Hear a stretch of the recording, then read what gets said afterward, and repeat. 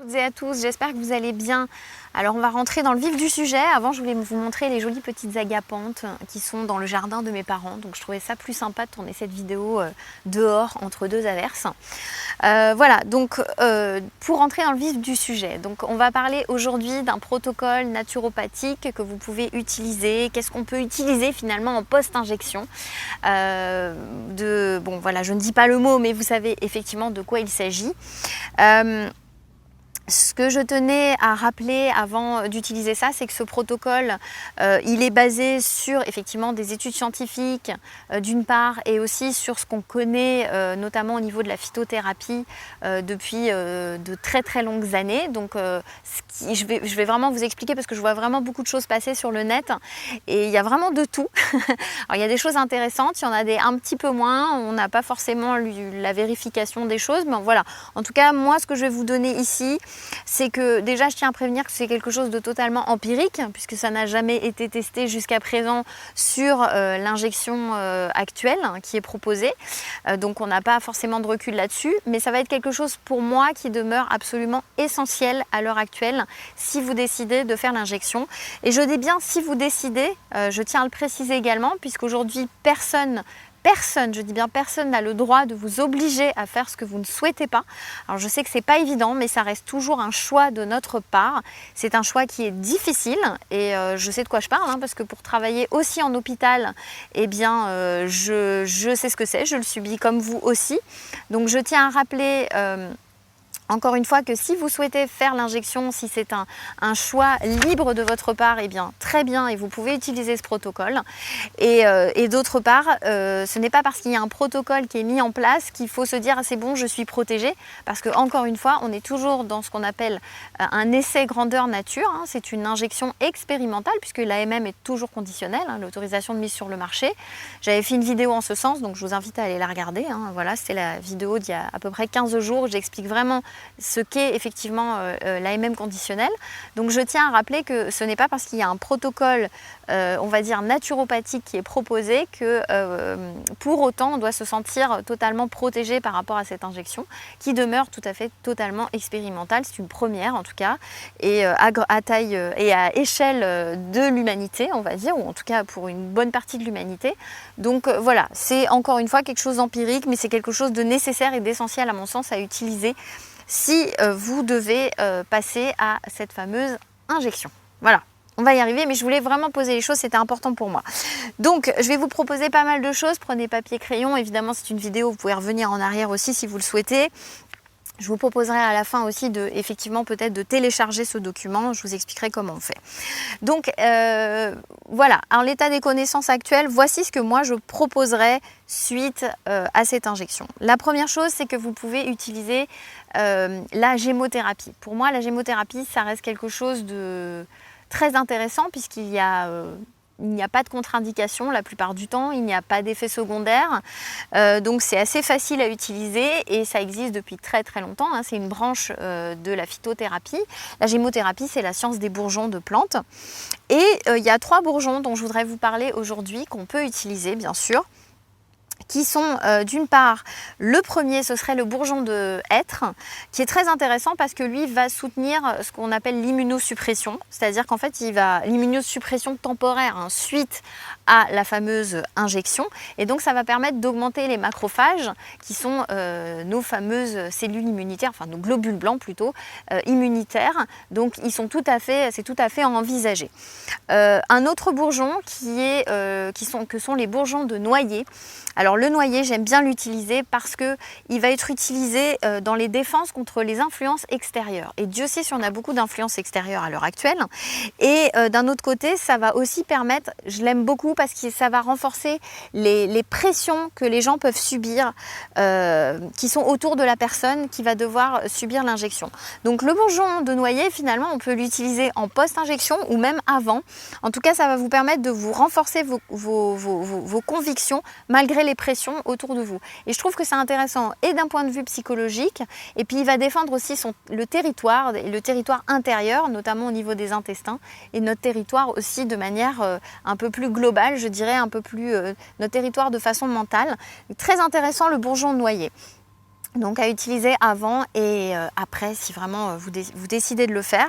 Je tiens à le souligner parce qu'il n'est pas précisément appliqué au niveau dans cette injection. Mais par contre, je trouve qu'il est vraiment intéressant à rajouter cette petite note en plus.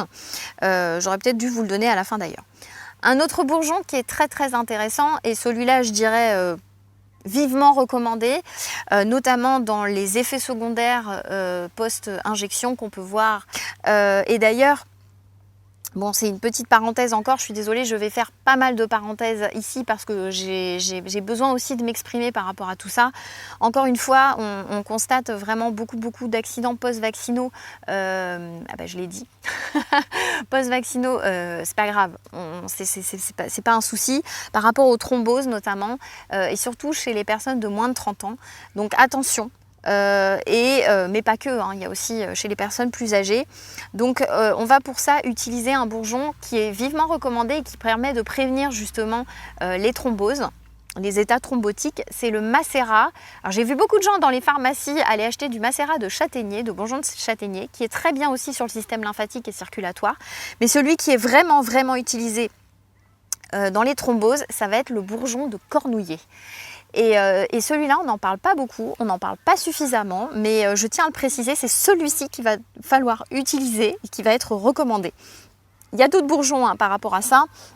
Il y a le bourgeon de peuplier aussi, par exemple, mais ce sont souvent des bourgeons, le bourgeon de citronnier aussi, qui vont être antithrombotiques, mais ça va être plutôt des bourgeons qui vont être utilisés sur les membres inférieurs. L'avantage du cornouiller, c'est qu'il va vraiment agir pour la prévention, et je trouve qu'il est vraiment intéressant parce qu'il va agir à un niveau général. C'est pareil, vous avez d'autres bourgeons qui vont renforcer l'immunité, hein. Il n'y a pas que le bourgeon de hêtre, il y en a d'autres évidemment, mais voilà, sur post-injection, je trouve que ce sont les plus spécifiques. Et puis il y en a un en plus que j'apprécie énormément, c'est s'il ne devait rester qu'un seul bourgeon, ce serait celui-ci, disait Paul Henry, donc l'inventeur de la gémothérapie. C'est le bourgeon d'aulne. C'est un très grand classique et surtout un très grand anti-inflammatoire. Et il va stimuler la première ligne de défense. Donc pour moi, le bourgeon d'aulne, il est, je dirais, impératif. Alors, est-ce que vous allez prendre tous ces bourgeons? C'est la question à se poser. Prenez-en au moins 3 minimum, qui correspond plus à ce que vous pensez important pour vous. Et dans ces cas-là, les bourgeons, on les achète, on achète 3 petites fioles des bourgeons. Alors évidemment, chacun a ses laboratoires préférés. Moi, j'ai les miens. Donc vous pouvez utiliser, par exemple, j'aime beaucoup les laboratoires La Royale, qui sont en extrait hydroalcoolique. Vous avez aussi Herbiolis, qui est très bien. Si vous les voulez en gélule, on en trouve également chez mon laboratoire préféré, mon laboratoire partenaire avec qui je travaille depuis plus de 10 ans, qui est Vital Plus. Voilà, là c'est en gélule et il n'y a pas d'extrait hydroalcoolique dedans. Donc s'il y a des contre-indications à l'alcool, vous pouvez bien sûr les utiliser. Je ne sais pas si vous trouverez tous les bourgeons, mais en tout cas vous trouverez probablement les principaux. Comment ça marche les bourgeons en extrait liquide? Simplement vous mettez 5 à 7 gouttes matin et soir dans de l'eau et que vous buvez comme ça par cure de 3 semaines. On laisse une semaine de repos et on reprend 3 semaines. Voilà, donc déjà la gémothérapie pour moi c'est une base très importante parce qu'elle agit non seulement au niveau physiologique, biologique, mais aussi au niveau énergétique et je trouve qu'elle est indispensable. Voilà, je commence direct. Après, on va voir d'autres choses juste après. Voilà pour les bourgeons, donc pour la gémothérapie ou ce qu'on appelle aussi vulgairement la phytoembryothérapie. Phytembryothérapie même, je dirais.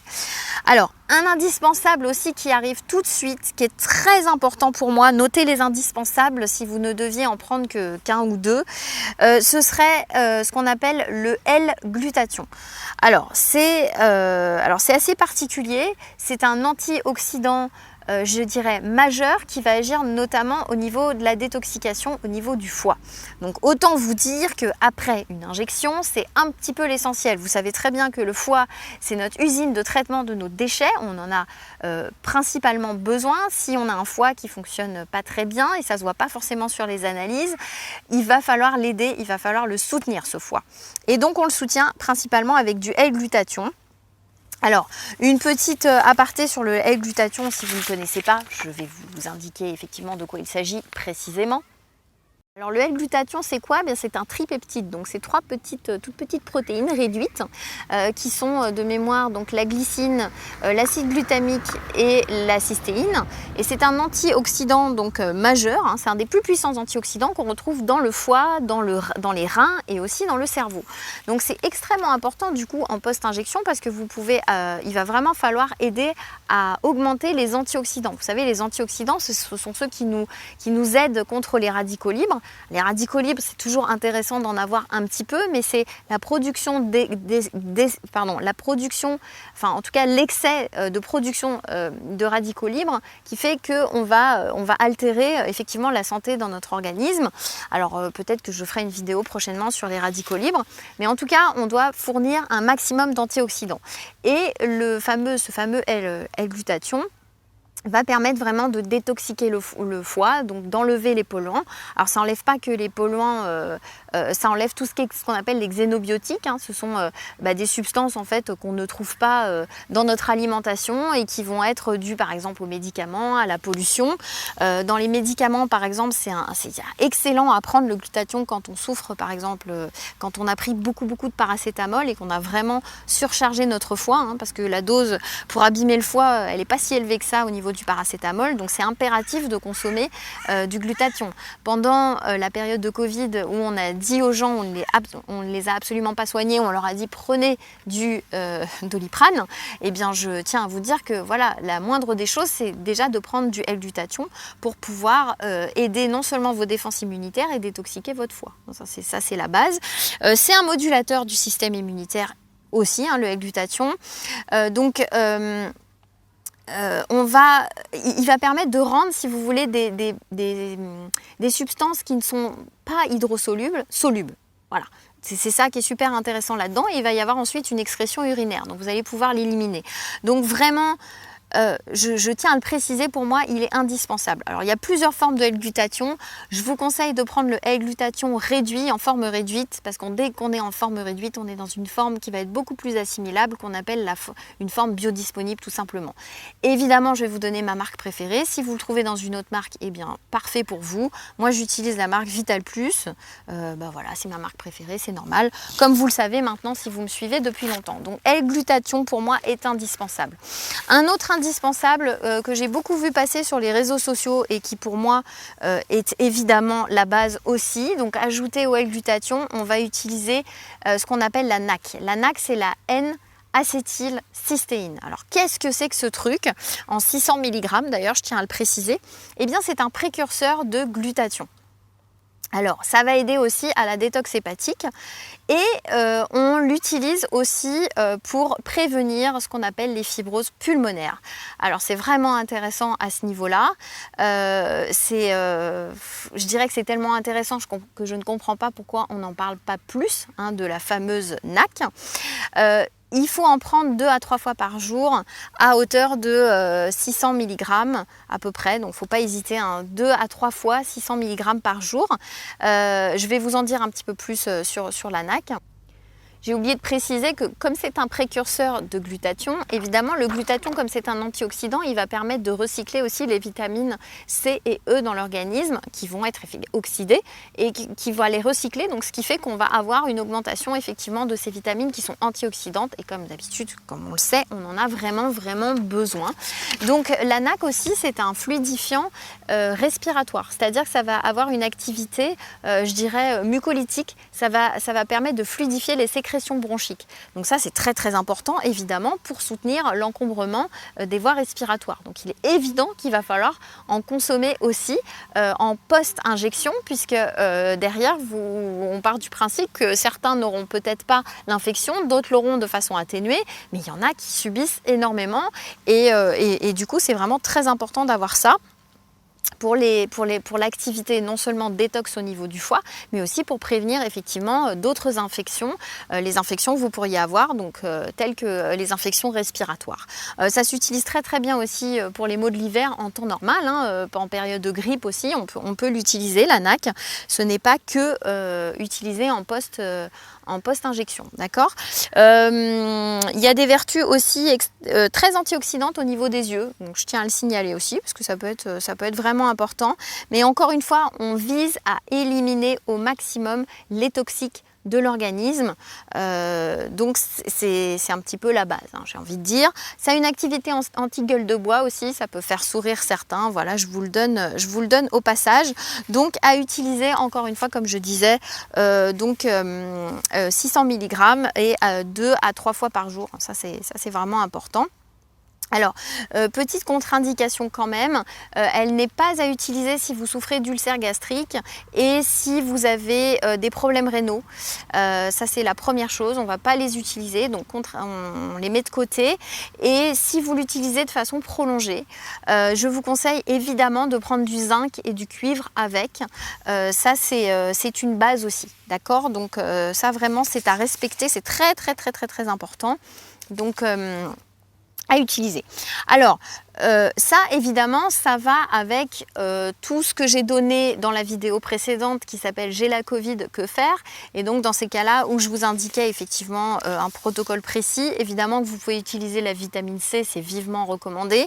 Cette fameuse petite vitamine C, je crois que je vais refaire une vidéo là-dessus parce que on la banalise, mais elle est tellement importante, notamment la vitamine C, elle active des enzymes qu'on appelle les cytochromes P450 et qui vont aider à la détox hépatique. Donc c'est vraiment super important. Donc vous pouvez aussi rajouter évidemment la vitamine C à hauteur de 750 à 1000 mg hein, si vous avez envie de monter les dosages. Donc prenez toujours des vitamines C bien sûr totalement assimilables avec des bioflavonoïdes pour aider au transport et à la biodisponibilité. Ça, j'en avais déjà parlé par rapport à ça.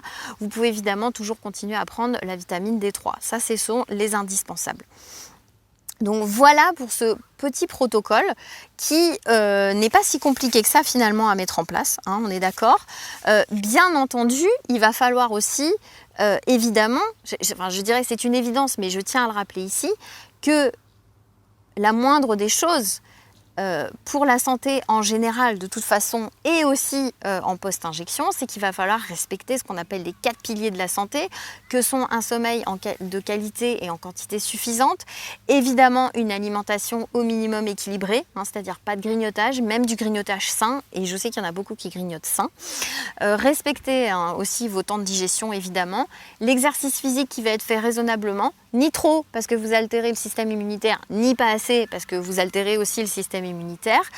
Et surtout, et c'est peut-être le plus dur à avoir en ce moment, mais c'est là où il faut résister, c'est une bonne dose de sérénité mentale. Et ça, c'est vraiment la base. D'ailleurs pour ça j'avais fait une formation qui s'appelle Objectif Pleine Vitalité, c'est ma formation phare en fait, et d'ailleurs j'ai eu l'idée de faire un petit truc sympa, c'est-à-dire que ce protocole là post-injection, je l'ai remis en document PDF que vous allez pouvoir retrouver directement dans vos boîtes mail en vous inscrivant à ma newsletter, donc juste en dessous de cette vidéo. D'ailleurs, les abonnés de ma newsletter ont déjà eu effectivement ce protocole. Ils l'ont eu il y a quelques jours. Donc si vous vous inscrivez maintenant, je vous envoie le protocole. Et avec, j'ajouterai effectivement le protocole à utiliser en cas de Covid et en cas de Covid long aussi. Donc je vais vous envoyer ça dedans, et dedans vous aurez un lien avec un code de réduction qui sera valable, je dirais temporairement. Je peux pas le laisser dans le temps parce que c'est une super remise en fait.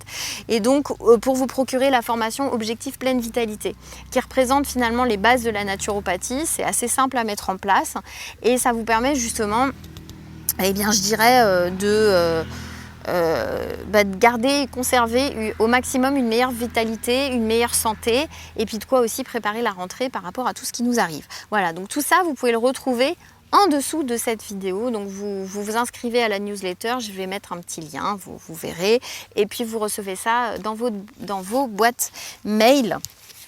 Voilà pour ça. Donc j'espère en tout cas que cette vidéo vous aura été très utile par rapport, comme je vous disais, par rapport à tout ce que vous voyez à droite à gauche sur le net. À nouveau, restons unis, hein, c'est ça aussi le message que je voulais faire passer, c'est que vacciné ou pas, on doit totalement rester unis par rapport à tout ce qui se passe en ce moment, tout ce qui est passé. Je sais que c'est très difficile de tenir parce qu'il y a beaucoup de pression. Donc vraiment, je le redis encore, essayez de vous regrouper entre vous, allez dans des groupes, des collectifs Réinfo Covid, regardez les magnifiques vidéos de maître David Guillon, qui est avocat au barreau de Montpellier et qui explique clairement les choses à mettre en place. Il n'y a pas que lui, hein, il y a d'autres avocats qui mettent des actions en place. Si vous subissez beaucoup de pression, surtout voilà, ne restez pas seul, faites des actions en masse aussi si vous avez besoin. Comme je disais, c'est pas une question d'être vacciné ou de ne pas l'être, c'est vraiment le fait de continuer à rester unis parce que ce qui se passe actuellement, c'est vraiment la destruction, déjà du code du travail et de nos libertés. Peut-être qu'il y en a qui s'en rendent pas compte, mais il serait peut-être temps justement de se réveiller par rapport à ça. Donc je vous mets une vidéo en ce sens aussi. Certaines personnes m'ont demandé également si jamais ils n'ont pas le choix de se faire vacciner, ce qui n'est pas souhaitable évidemment si vous ne le voulez pas, hein, encore une fois, mais voilà, il y a des personnes qui m'ont demandé, donc j'essaye de répondre. Je vous mets un article également d'un médecin qui a fait une tribune par rapport à ça, au niveau quel vaccin choisir, si tant est qu'il y en ait un plus intéressant que l'autre à utiliser. Voilà. Voilà. Si vous avez aimé cette vidéo, merci en tout cas de la liker et merci de la partager. Je prends un petit peu voilà, quelques jours de vacances aussi où je vais un petit peu quitter les réseaux sociaux quelques jours parce que j'ai aussi besoin de me poser de mon côté, également réfléchir, se vider un petit peu la tête. Peut-être que j'irai manifester effectivement et je continuerai là où je suis, bien sûr. Peut-être que je vous rencontrerai. Voilà, donc likez, partagez, allez vous abonner à la newsletter si vous souhaitez pour recevoir le protocole en tout écrit. Et puis voilà, je vous dis à très bientôt. Surtout encore une fois, gardez courage. Résistance, union et solidarité, c'est vraiment le plus important. Je vous embrasse, merci à tous en tout cas de me suivre, merci à vous qui me suivez, merci aussi pour tous les petits messages que vous me renvoyez par mail que je reçois, je les lis et je vous remercie vraiment beaucoup de me suivre. Et puis je vous dis à très vite, on se retrouve bientôt. Ciao ciao.